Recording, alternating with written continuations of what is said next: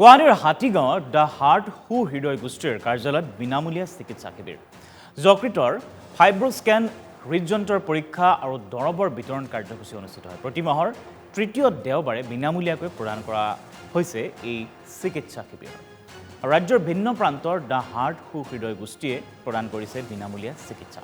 হৃদৰোগৰ লগতে উচ্চ ৰক্তচাপ, বৃক্ক আৰু ইচিজিৰে হৃদপিণ্ডৰ পৰীক্ষা নিৰীক্ষাও কৰি আহিছে এই প্ৰতিষ্ঠানটোৱে।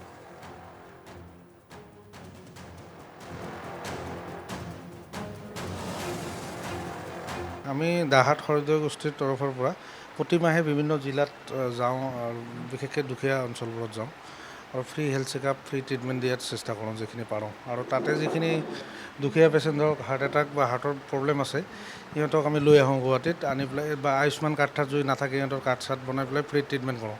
তো মোটামুটি হ'ল আমাৰ 10 বছৰমানৰ পৰা এনেকৈ কৰি আছোঁ। তো এইবাৰ আমি ভাবিছোঁ অলপ বেলেগকৈ, তাৰমানে খালী মানুহক ট্ৰিটমেণ্ট কৰিলে নহ'ব, কিছুমান ট্ৰিটমেণ্ট মানুহকো শিকাব লাগে। যেনেকুৱা ধৰক মানুহ এজন ধৰক ৰাস্তাৰ কাষত ঘপকৈ পৰি গ'ল বেহুচ হৈ, কিন্তু কয় কাৰ্ডিয়েক এৰেষ্ট। তো আজিকালি দেখা গৈছে কিছুমান সৰু সৰু ল'ৰা ছোৱালী পৰি থাকে, মানে বিচনাতে শুই থাকোঁতে ৰাতি ঢুকাই মৰি থাকে।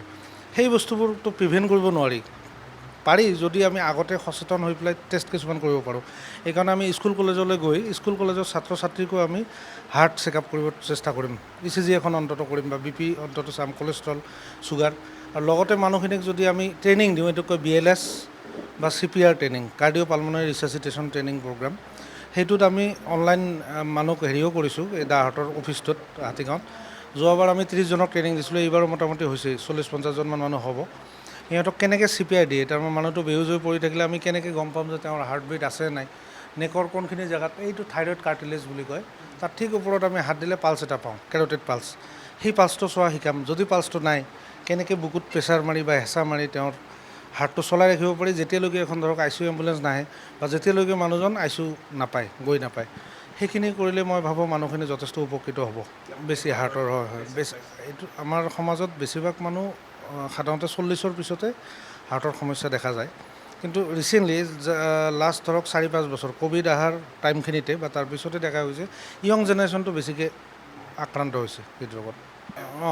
ক'ভিড ভেকচিন কয়, কিছুমানে কয় ক'ভিড হোৱাৰ কাৰণে হৈছে। মইতো ক'ম যে এইটো ক'ভিড বুলি নহয়, বৰ্তমান যিটো এজ এ হ'ল আপুনি এনভাইৰনমেণ্ট যদি চাই পলিউটেড, ক'ভিডটো এটা ভাইৰাছহে, তেনেকুৱা হাজাৰ হাজাৰ ভাইৰাছ ঘূৰি আছে, ইমান পলিউশ্যন আছে, ইমান ভাইৰাছ ঘূৰি আছে। ভাইৰেল মায়'কাৰ্ডাইটিছ হয়, ভাইৰাছবোৰে গৈ আমাৰ হাৰ্টৰ মাচলত সোমাই পেলাই মাচলখিনি দুৰ্বল কৰিব পাৰে। তেনেকুৱা হ'লেও মানুহৰ কাৰ্ডিয়েক এৰেষ্ট হয়। খালি হাৰ্ট এটাক বা কৰ'নাৰী আৰ্টাৰী ব্লক হ'লে যে বেমাৰ এনেকুৱা নহয়, বহুত ধৰণৰ বেমাৰ আছে। আৰু কিছুমান কথা আছে, যেনেকুৱা আগতে তাৰমানে মানুহ সচেতন নাছিল, এতিয়া অলপ সচেতন হৈছে, গতিকে আৰ্লি ডাক্তৰৰ ওচৰলৈ যায়, সেইকাৰণে ডায়েগনচিছো বেছি হৈছে। আগতে কিছুমান মানুহ গমেই নাপায় যে তেওঁৰ হাৰ্টৰ বেমাৰ আছে।